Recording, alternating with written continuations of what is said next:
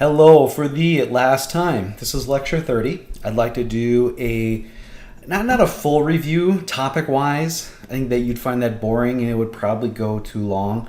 I just want to kind of give you a more personal message. On the screen here, this is at the bottom of the first page of the syllabus for this course. So you can see there at the top, that's the textbook we used. I'd like to know what you think, what you thought of it. I know you did comment on it in one of the assignments, but as we wrap up the semester, any input you can give me, any insight would help me improve the course. And you guys have been great. Really, thank you for showing me what was most important from the lectures, taking time to reach out to and speak with mentors, taking time to reach out and meet with me. That it meant a lot. And I learned a lot from you. As you know, there's certain lectures where I'm going to expand and maybe extend it into 2 lectures. There are some things that I'm going to take and cram into another lecture. And without this experience, without this opportunity, I would have never been able to know that in advance of a class. And so I know we covered a lot. And I appreciate all the time and effort you've put in. And I hope it was worthwhile. Because the next thing I want to look at is the course catalog description. And I did not write this. I inherited this. And it was about giving you a comprehensive understanding of the standards and their applications. Particular focus on regulations, interpretations, and accident investigation methodologies. And I think, as I read that last week, and I've been thinking about it ever since. And I feel that we covered a lot. I think you'd agree with that. I think we covered it in a way that it's more pragmatic, applied, if you will. So that, and I'll see when I receive your course projects how applied your understanding is of the lecture. I'm not the lecture, the course. Sorry. The objectives were next, and I spent quite a bit of time. I think some may say too much time with the OSH Act and what OSHA is all about. And I intertwined it with the textbook. That was on purpose because I want to cover 2 things at once. And I don't know if you noticed it, but it was meant to be sort of a seamless transition between, let's talk a little bit about OSHA, let's talk about accident investigations from the Oakley textbook. Next relates primarily to the Oakley. And I hope that, before I get into 3 and 4, the practice of safety and health, occupational safety and health, it is a practice. It's an approach. It's a technique that I apply that I originally learned as training as a chemical engineer and then was taught to apply it to the occupational safety and health field, first through industrial hygiene and then safety and industrial hygiene. And then when I went to graduate school, I was tasked with understanding the concept of what I don't know, and also taught through replication and trial and error and failure and learning about failure, the scientific method, which is, it's an extension of the approach an engineer takes, but it's more comprehensive and it's more meticulous and takes time. But it begins with understanding what's there. And that's why we started out with auditing techniques, assessment techniques, limitations to visual audits or visual inspection or visual hazard inspections. Go on and on. But if you can prioritize where you think the issues are and then focus on those and use your resources, then you can make the workplace safer. But probably even more importantly, I don't think I talked about this enough, and that is talking to the workers.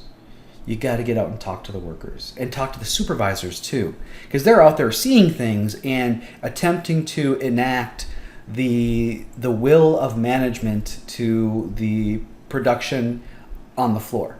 And so they see things a little bit differently. The workers see things strictly from a tactical perspective, and that is to say where the rubber meets the road perspective.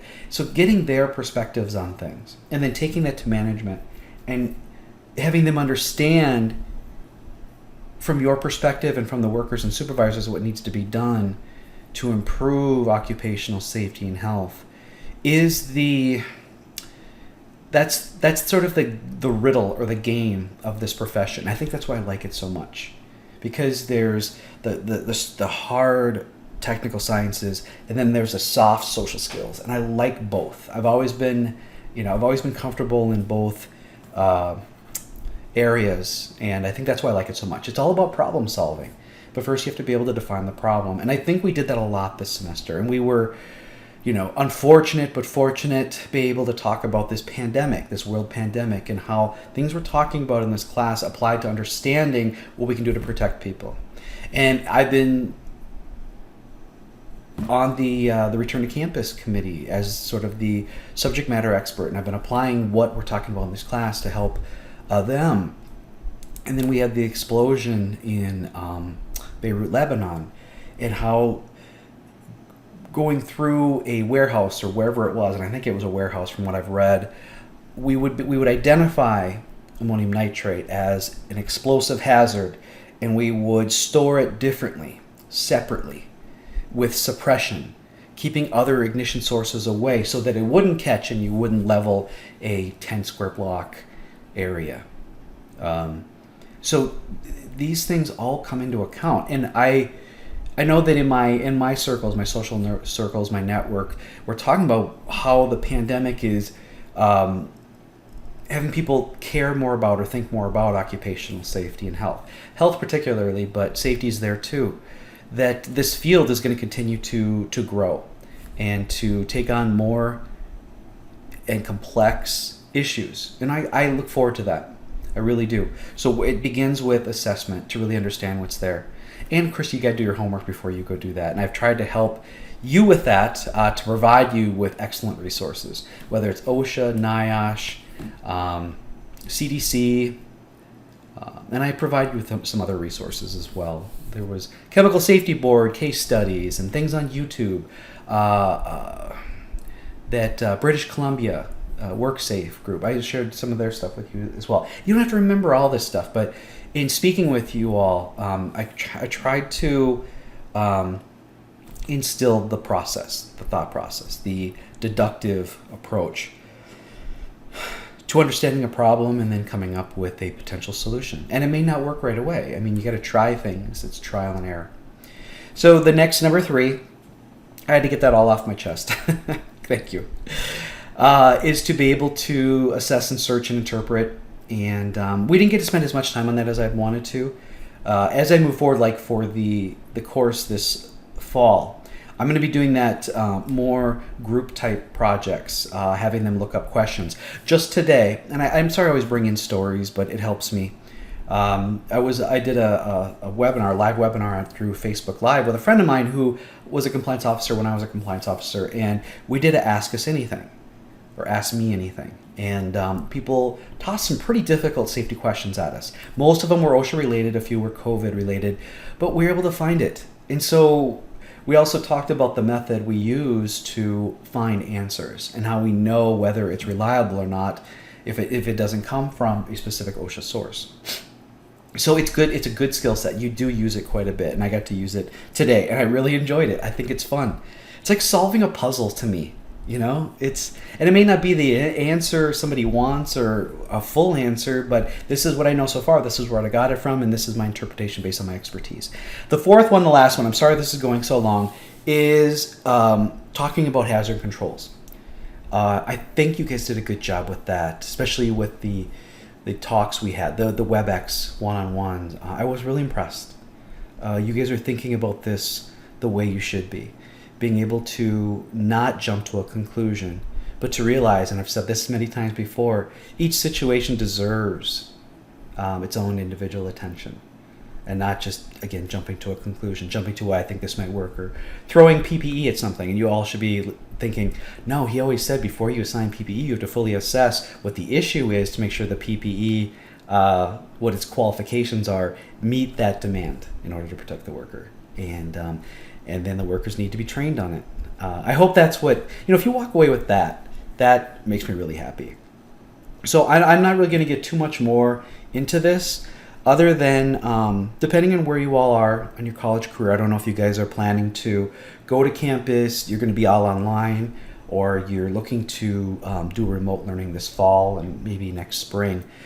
But I just want to share with you that I think the plans that are being put in place, if they can be followed, if assumptions can be met, that I think that we can do it safely. I honestly do. Um, Distancing is best. A mask is good, is required. Making sure that you have the capability to wash your hands or disinfect your hands, and have wipes with you so you don't have to touch things like door handles and stuff like that. That will help. And then make sure you're always washing your hand before you touch your face. And after you take off a mask, you should probably be washing your hands, or have a baggie that grabs it. Contamination. That was all in the bloodborne pathogens lecture if you want to go back. The other is, one thing I'm thinking about is staying away from situations that are more densely crowded. And I'm not saying 6 feet. I'm saying densely crowded. You could have a big room with people who are 6 feet apart, but there's a lot of people in there, specifically for whether the ventilation system is adequate for turning over the air. We're not going to get into that. But what are the people doing? And my theory is, if the lungs are a pump, the harder the pump works, the more likely it's going to push out or relieve any viral agents that happen to be either deep in the lungs, upper part of the lungs, the throat, or the sinuses, just like a cough or a sneeze. So try to stay in situations where people aren't talking. They're just wearing a mask, doing low movement or no movement, and just breathing through their nose. I think that status of a person would be the least likely to release an agent if they have it in their body. Whereas the polar opposite, when people are breathing really heavy, coughing or sneezing, whether it's disease related or not, and they do, in one person in a dense area has the virus, and they're shedding it, and other people are breathing heavy, that pump is going to pull in more from a further distance. So that's going to be a more likely scenario for transmission versus the former, which is low breathing, being spacious, wearing a mask. And I care about your health and the health of your family and friends, and so that's why I'm sharing that. That's all I got. I hope that you enjoyed this course. I look forward to your final course projects. A lot of you have been reaching out to me and asking me questions. I appreciate that so much, that you care enough to want to do well and ask me questions. I do appreciate that a lot. Know that even though the course is almost ended, if you ever have a question about safety, please reach out to me, or the career in safety, whatever it might be. I tend to not get things done that I'm supposed to get done because I'm answering people's questions and helping people out. I just think I enjoy that more. Hey, read these papers. No, these people have questions. So that's the way I roll. That's insight into me. So again, thank you very much. I really enjoyed learning from you. I hope you enjoyed learning from me. And I hope you guys have a great fall.